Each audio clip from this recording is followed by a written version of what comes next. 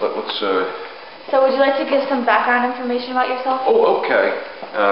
Yeah, my name is Jack Journey. I was born May 20th, 1944 in Upland, PA. For most of my life, I lived in Chester Heights, PMC, Pennsylvania Military College, in 1966. Okay, well, let's get started with a question about Vietnam.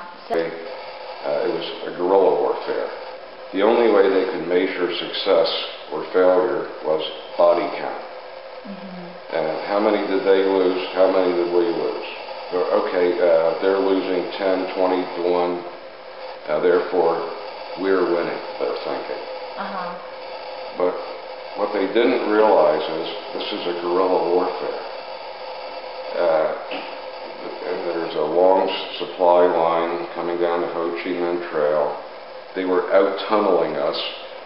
In other words, they had underground bunkers, hospitals, schools, and the people you see at daytime as farmers could put on their little black pajamas and straw hats at night and be the enemy. So you didn't really know where the enemy was. Wow, I see. So by 65, it was getting pretty warm. There was major encounters, and the battle was really on by mid-65. So how old were you? I was 21 at that time. So how did you feel about President Lyndon Johnson to enter the Vietnam War? Do you think that containment was necessary? He thought it was necessary. He believed that he was fighting the communists, and fighting communists is always a good thing to do, their way of thinking. We were afraid of communists in our own country. We had the McCarthy Army hearings in the early 50s. I mean, we were afraid communists were everywhere, and spies. I mean, in 58, we had Rudolph Abels, a communist spy who was caught and arrested in this country. What was America's opinion about the Vietnamese during and after the war? The opinion of the Vietnamese, for the most part, early on, you know, we were sympathetic towards it. We thought that they deserved their own independent country. As the war raged on and we became a little more suspicious of them. I mean, there were North Vietnamese spies or double agents operating within the South Vietnamese government. There was Viet Cong volunteering or getting involved with the South Vietnamese army. So when Americans went on patrol with South Vietnamese troops, I mean, it's almost like a situation over in Iraq where they're trying to train troops and you're accompanying them on patrols. You aren't really sure if they're going to shoot you or not. I mean, you get into a situation and you might find yourself with the enemy. Really? Wow. So what about the immigrants that immigrated from Vietnam to here? A lot of them immigrated after the war. I mean, they knew that their life would be miserable if under communist rule because of their political, religious beliefs or whatever, and that they would not be a welcome part of the society after the war finally ended. And many were welcomed here. They've set up certain communities. Parts of Philadelphia became known as, let's say, like Little Vietnam or Little Saigons. And there's quite a presence even today in this country. Right. And for the most part, they're welcome. I had a chance to work with quite a few of them. And actually, they're nice people. I enjoyed being with them. What did the American public think about the war as it progressed? Because earlier you said that many people they supported it, yes. As it progressed too? No. January of '68, they had the Tet Offensive. And after that, the war changed.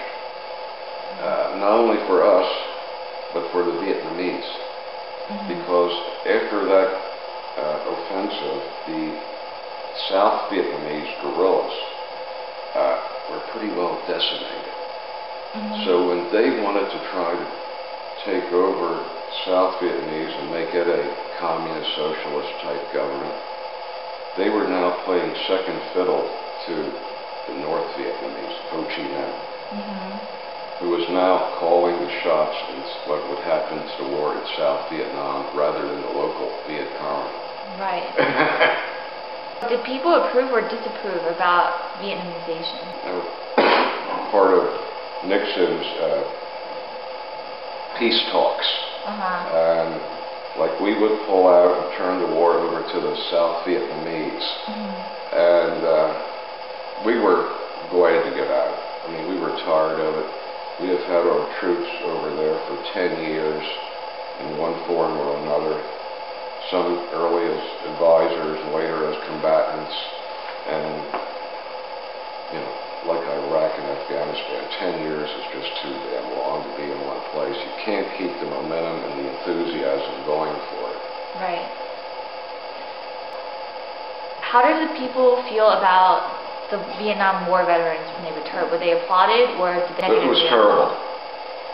When the war veterans came home from World War I, World War II, we had parades, we welcomed them.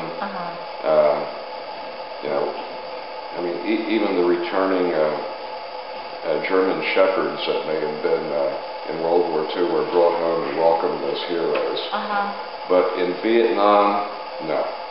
The soldiers that were returned were no parades, no welcoming ceremony. You're lucky to get a train ticket back to your hometown. Why?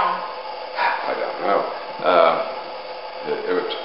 And when they did get back, there was a lot of anti-war sentiment going on, and when people would see these guys in their uniforms, they'd get spit on, yelled at, called baby killers. And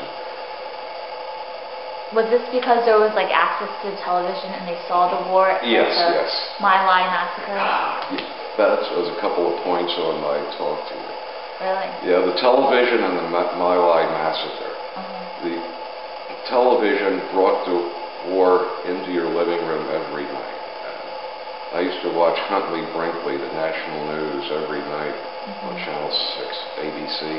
And unlike other wars where you'd have to go to the movie theater and see it on the newsreel before the main feature, I mean, here it was right in your own home, in color at this time. I mean, yeah, most homes had color television sets by '66.